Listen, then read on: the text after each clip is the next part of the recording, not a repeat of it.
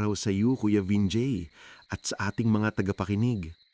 Ito na ang pagpapatuloy ng ating teleradyo series, Ang Kabutihan ng Magkasintahang Aswang. Ika-4 na kabanata, Ang Bitag ni Mang Teban. Lumipas ang ilang araw mula nang makilala ni Nika at Brando si Padre Ernesto. Ngulit habang tumitibay ang kanilang pag-asa, isang panganib naman ng tahimik na nagtatago sa dilim. Hindi ako naniniwala sa mga mababait na aswang. Kahit pa magdasal sila sa simbahan, aswang pa rin iyan. Ngayon gabi, tatapusin ko na to.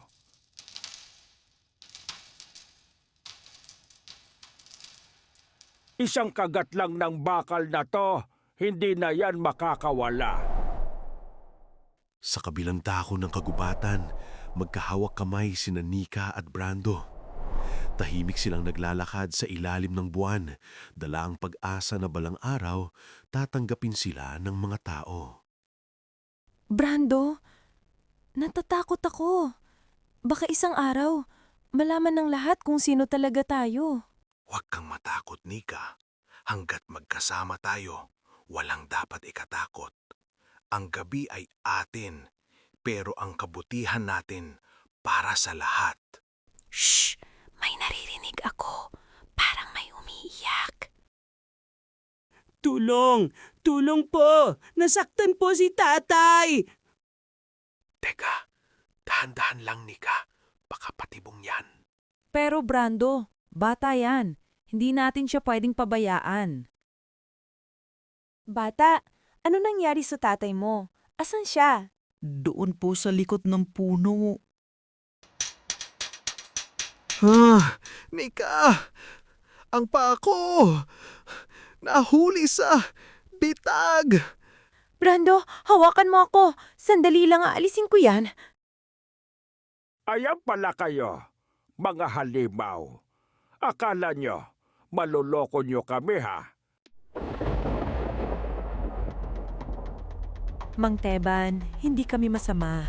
Pakawalan niyo siya, nasasaktan siya. Tama na ang drama nyo. Aswang ay aswang pa rin. Ngayon, ipaghihiganti ko ang mga anak ng baryo na kinain ng lahi nyo. Hindi kami ang pumatay. Ako mismo ang nagligtas sa matandang miling. Bae, pare-pareho lang kayong mga aswang, mga salot. Mang Teban, tigilan mo yan! Hindi mo pwedeng patayin ang nilalang na may ginagawang kabutihan. Padre, lumayo ka. Hindi mo alam ang ginagawa mo. Mas alam ko kaysa sa iyo. Ang kasamaan ay hindi nasa anyo, kundi nasa puso ng taong tumatangkilik sa galit. Bakit ganito? Bakit parang sila pa ang may kabutihan? Dahil kahit kami ay may pusong marunong magmahal, Mang Teban, hindi lahat ng nilalang ng gabi ay halimaw.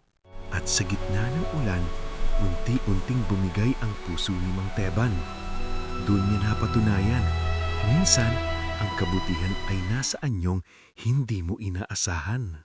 Tandaan nyo, mga anak, ang liwanag ng Diyos ay hindi natatali sa anyo ng tao. Minsan, ang mga nilalang ng dilim, sila pa ang tunay na ilaw ng gabi. Ngunit sa kabila ng kabutihan, may mga matang patuloy pa ring nagmamasid sa dilim. Mga matang hindi kayang tanggapin ang pagbabago. Brando, Nika, hindi pa tapos ang sumpa nyo. At doon nagsimula ang panibagong kabanata, isang boses mula sa nakaraan na magbubunyag ng katotohanang matagal nang nakatago. Sino ang tinig na narinig nila sa dilim? At bakit parang kilala ni Nika ang boses na iyon? Susunod sa ikalimang kabanata ng teleradyo series ng Ang Kabutihan ng Magkasintahang Aswang, Ang Sumpa ni Nika.